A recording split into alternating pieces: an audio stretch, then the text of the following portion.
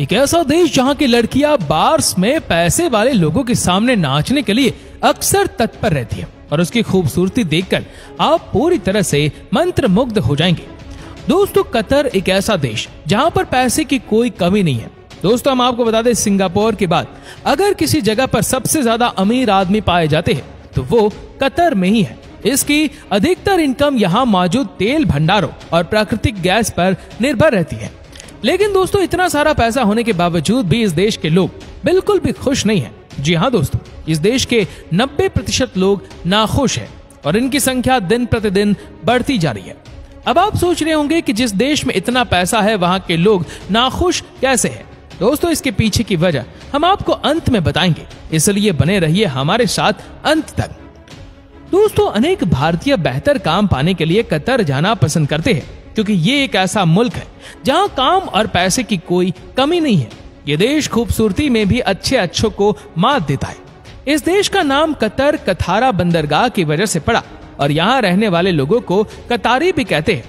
दोस्तों, इस देश की रोजी रोटी यहाँ पर मौजूद तेल भंडार और प्राकृतिक गैसों पर निर्भर करती है। इस जगह की खास बात यह है कि यहाँ पर टैक्स जैसी कोई चीज नहीं है।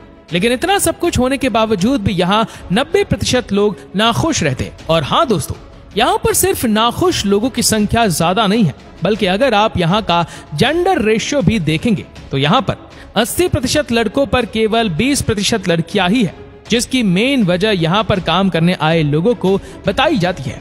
दोस्तों, अगर हम कतर की जनसंख्या की बात कर रहे हैं तो इनका मामला ही बड़ा अजीब है, क्योंकि इनकी आबादी जहाँ 22 से 23 लाख है, वहीं इसके केवल 15% लोग ही स्वदेशी है।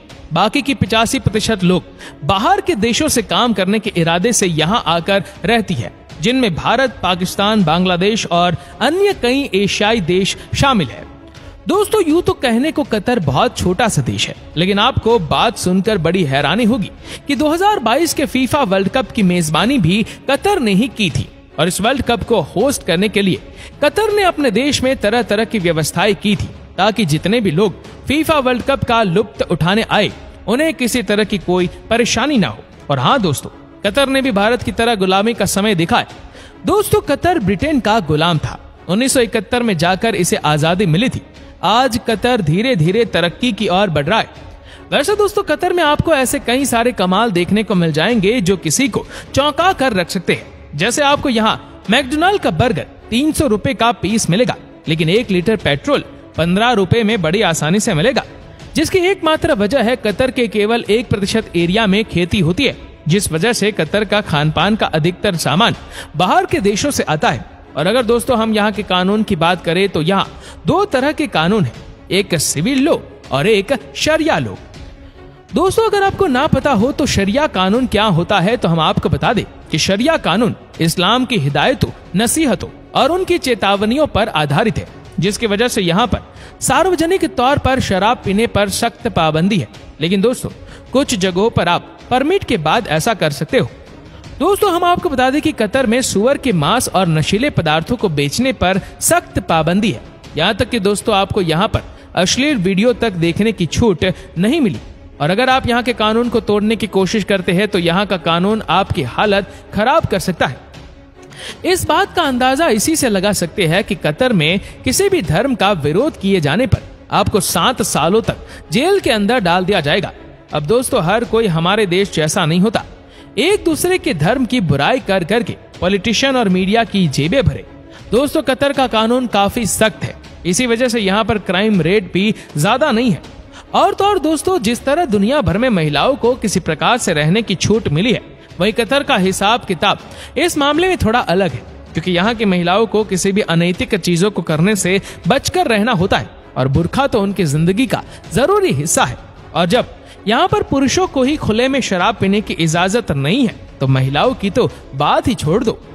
लेकिन अगर बात करें यहाँ के सैनिकों की तो 22 से 23 लाख की आबादी में सैनिकों की संख्या 12,000 के करीब है। दोस्तों, अगर यहाँ के नेशनल फ्लैग की बात करें तो ये 2 रंगों का है, एक सफेद और एक लाल। सफेद रंग यहाँ पर अमन और चैन का प्रतीक है, वही लाल रंग युद्ध और वीरता की बात करता है।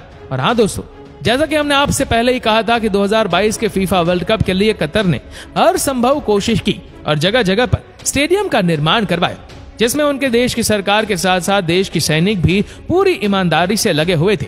दोस्तों, हम आसान भाषा में कह सकते हैं कि कतर भले ही छोटा देश है, लेकिन ये किसी भी मामले में पीछे नहीं है। उनकी मेहनत और लगन के बल पर ये धीरे धीरे आगे बढ़ने की कोशिश कर रहा है, जिसकी शुरुआत होती दिखाई दे रही है।